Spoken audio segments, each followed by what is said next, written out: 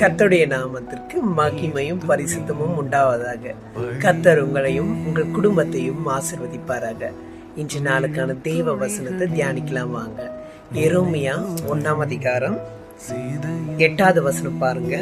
நீ அவர்களுக்கு பயப்பட வேண்டாம், உன்னை காக்கும்படிக்கு நான் உன்னோடே இருக்கிறேன். பாருங்க, கர்த்தருடைய வசனம் பாருங்க. உன்னை காக்கும்படிக்கு உன்னோட நான் இருக்கிறேன்.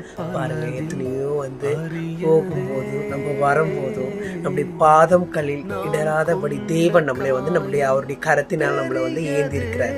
பாருங்க, நம்மளை காக்கும்படி எப்பவுமே நம்ம பக்கத்துல வலது புறத்திலும் இடது புறத்திலும் அவருடைய தூதர்களை நம்மளுக்கு கட்டளையிட்டு இருக்காருங்க. நம்புங்க. எனக்கும் அநேக பிரச்சனைகள் வந்தாலும் தேவன் என்னை இதுவரையுமே அவர் காத்து என்னை வழி நடத்தி கொண்டே வருகிறார். எனக்கு ஒரு செம்மையான பாதையை அவர் தந்து கொண்டே இருக்கிறார். கர்த்தர் இதே போல உங்களை காக்கும்படியும் என்னை காக்கும்படியாகவும் நம்ம எல்லாரையும் காக்கும்படியாக கர்த்தர் உங்களையும் உங்கள் குடும்பத்தையும் ஆசீர்வதிப்பாராக. ஆமென்.